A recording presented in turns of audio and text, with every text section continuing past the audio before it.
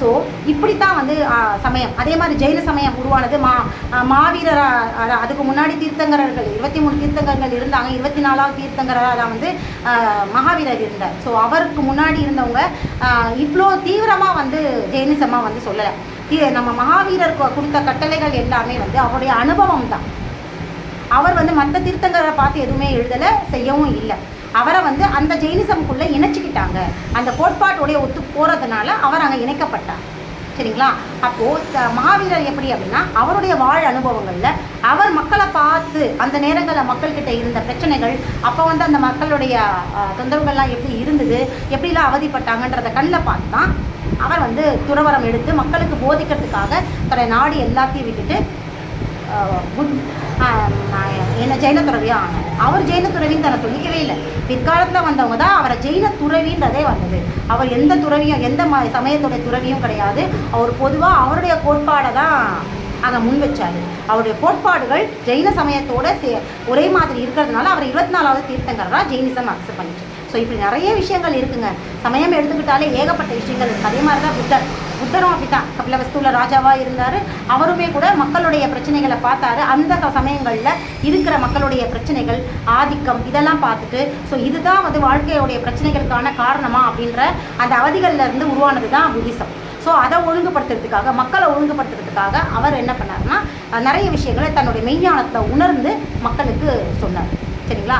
அவரும் தன்னை புத்த துறவிதான் சொல்லிக்கல. பிற்காலத்தில் புத்தம் அப்படிங்கிற அவருடைய கோட்பாட்டில் ஒரு வார்த்தையை எடுத்து தான் புத்திசம் அப்படிங்கிறது ஒன்று உருவாச்சு. ஸோ இது எல்லாமே அந்தந்த சமயங்களில் அந்தந்த காலங்களில், அதனால தான் சமயம் சொல்கிறாங்க. சமயம்னா என்னது? சமயத்தில் வந்ததுனால, எந்த சமயத்தில் என்ன தேவை இருந்த சமூகத்திலேயோ அதிலிருந்து உருவானது தான் சமயங்கள். அதனால தான் மதங்களுக்கு சமயம்ன்ற பேர் ஆதி காலத்தில் வச்சாங்க. சமயம்னா என்னது? காலம் தானே. ஸோ அதனால தான் சமயம் சொன்னாங்க. சரி, இப்படி தான் வந்து மதங்கள் வந்து உருவாச்சு. ஸோ இப்படி உருவான மதங்கள், சமயங்கள் தான் அதாவது அதை வழிபடுறவங்க எந்த புத்த துறவியோ அவரோ புத்த துறவியாக இருக்கட்டும், ஜெயின துறவியாக இருக்கட்டும், கிறிஸ்துவ துறவியாக இருக்கட்டும், யாராக இருக்கட்டும், எல்லாருமே அவங்களுடைய பகுதி மக்களுக்காக தான் சமயங்களை உருவாக்குனாங்க. ஆனால் அதோடைய ஃபாலோயர்ஸ் இருக்காங்க பாருங்கள், அவங்க எதையுமே எடுத்துகிட்டு போய் கொண்டு போய் சேர்க்கணும்னு சொல்லவே இல்லை, நினைக்கவும் இல்லை. ஆனால் அவங்கள பின்பற்றுறவங்க என்ன பண்ணாங்கன்னா பரப்புரை, பிரச்சாரம் அப்படிங்கிற இடத்துல, கன்வர்ஷன் அப்படிங்கிற இடத்துல எல்லா சமயத்துலையுமே, இது ஒரு சமயம் மட்டும் இல்லை, எல்லா சமயங்களுமே இதை ஒவ்வொரு இடத்துக்கு கொண்டு போகணும் அப்படிங்கிற ஒரு வழிமுறை வந்ததே பின்னாடி வந்த ஃபாலோயர்ஸ்னால தான். அவங்க என்ன பண்ணாங்கன்னா இங்கே முளைச்ச தத்துவங்களை தேவையில்லாத இடங்களுக்கு கொண்டு போய் ட்ராவல் பண்ணாங்க. ஸோ அப்படி தான் ஒவ்வொரு பகுதிகளில் இந்த தத்துவத்தை தலைமுறையாக பின்பற்றுறது. அது அங்கே தேவையில்லாத ஒரு விஷயம். எந்த இடத்த தேவையோ அங்கே தான் அந்த சமயம் உருவாச்சு. ஸோ சமயத்துக்கு ஏற்ற சமயம் தான் தேவை. தேவையே இல்லாத சமயத்துக்கு எதுக்கு அந்த சமயம்? சரி, இப்படி மதங்கள் பரப்பும்போது தான் அந்தந்த அவங்களுக்கு, இப்போ ஒருத்தர் இருக்காருன்னா, ஒரு சமயத்துறவி இருக்கார் அப்படின்னா அந்த சமயத்துறவிக்கு ஒரு சொந்த தொழில் இருக்கும் இல்லையா, சுய தொழில், ஏதோ ஒரு அவருக்கு பிடிச்ச ஒரு வேலை இருக்கும் இல்லையா, அதில் வந்து மருத்துவர்களும் இருந்திருக்காங்க. ஒருத்தர் பானை செய்கிறவராக இருந்திருக்கலாம், அந்த சமயத்தை கொண்டு போய் சேர்க்குற ஃபாலோயர்ஸில் ஒருத்தர் பிஸ்னஸ் பண்ணுறவராக இருக்கலாம், ஒருத்தர் வந்து விவசாயம் செய்கிறவராக இருக்கலாம். இப்படி ஒவ்வொருத்தர் செய்கிறாங்க இல்லையா. இப்போ வந்து நான் ஒரு டீச்சர் அப்படின்னும் பொழுது என்னுடைய மருத்துவம் நான் செய்யும் பொழுது, பேசும்பொழுது, அதாவது என்கிட்ட வந்து பேஷண்ட்ஸ் கிட்ட பேசும்பொழுது கல்வியை வந்து ரொம்ப இம்பார்ட்டன்ஸ் கொடுங்க. கல்விக்கு ரொம்ப இம்பார்ட்டன்ஸ் கொடுப்பேன். குழந்தைக்கு வந்தாங்கன்னா படிப்பு சம்மந்தப்பட்ட விஷயங்களை பேசுகிறேன். ஏன்னா என்னுடைய அடிப்படை பேஸ் என்ன? கல்வி. நான் ஒரு டீச்சர்ன்றதுனால கற்றுக் கொடுக்குறதும் கல்வி மேலேயும் எனக்கு ஈடுபாடு. ஸோ அதுதான் எனக்குள்ளேருந்து வெளிப்படும் இல்லையா. ஸோ அது என்ன அறியாமையே அது வெளிப்பட்டுரும் இல்லையா. ஸோ வர்றவங்களுக்கு இம்பார்ட்டன்ஸ், கல்வியோட இம்பார்ட்டன்ஸ் சொல்லுவேன், ஸ்கூலோட இம்பார்ட்டன்ஸ் பற்றி சொல்லுவேன், குழந்தைங்களை எப்படி வளர்க்கணுன்றது சொல்லுவேன். இதெல்லாம் வந்து என்னுடைய அடிப்படையாக இப்படித்தான். என்ன ஆக்சுவலாக மருத்துவர் தான், ஆனால் என் கூட கல்வின்ற ஒன்றே ஆல்ரெடி இருக்கிறதுனால என்னுடைய மருத்துவத்தின் வழியாக கல்வியும் ட்ராவல் ஆகும். புரியுதா? இதே மாதிரி தான் சமயத்தை பின்பற்ற அந்த வழிகாட்டுறது சீடர்கள் இருக்காங்க இல்லையா, இவங்க எந்தெந்த ஊர்களுக்கெல்லாம் ட்ராவல் பண்ணுறாங்களோ அங்கே அவங்களுடைய மதத்தோடு சேர்த்து மருத்துவத்தையும் ட்ராவல் பண்ணுறாங்க, எடுத்துகிட்டு போகிறாங்க. அங்கே தேவைப்படும் அந்த நேரங்களில்.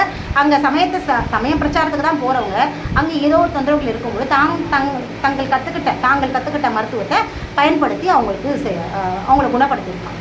ஸோ அப்படி குணப்படுத்தும் பொழுது அந்த பகுதியில் வந்து அந்த மருத்துவம் பிரசித்தியாகும்.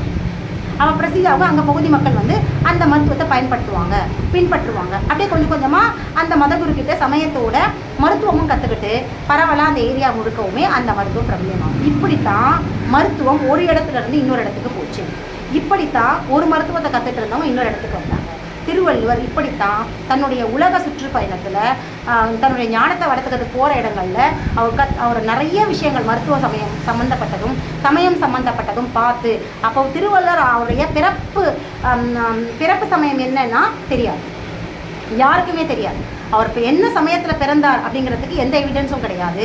ஆனால் அவருடைய வாழ்காலங்கள், அதாவது திருக்குறள் எழுதின காலங்களுக்கு முன்னாடியோ பின்னாடியோ இல்லை அந்த காலங்களில் அவர் வழிபட்ட சமயமாக ஜெயின சமயம் தான் இருந்திருக்கு அப்படின்னு தான் சொல்ல முடியும். ஆனால் அவர் எந்த சமயத்தில் பிறந்தாருன்றதுக்கு எந்த ஆதாரமும் கிடையாது.